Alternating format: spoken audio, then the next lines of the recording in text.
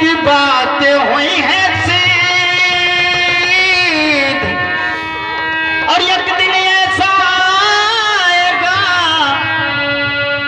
कि मांस ना खाई है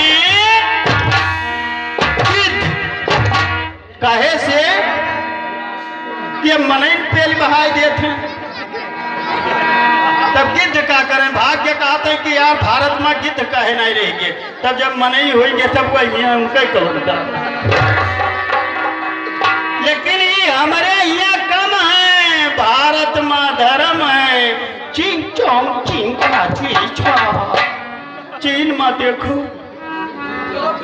उपलब्ध है वो चीन हुए कि मांस मछली के मशीन हुए।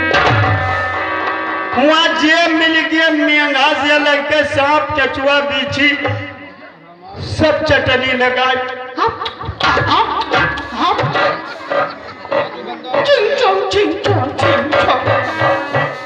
और बोलिए हम लोग नहीं समझ।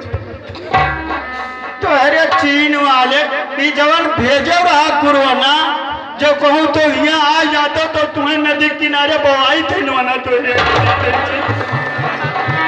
कितना गहरे गाड़ी करते चारे पेड़ बैठे होते जैसे थक जाते इनके तो चीन वाले गाली पाए जाएगी। लेकिन सुन लियो कहा थे कि अब हम लोग शिक्षित हैं, क्या करी कहियो तो ना कहियो तो अंत हो जाए। काहे से कहा थे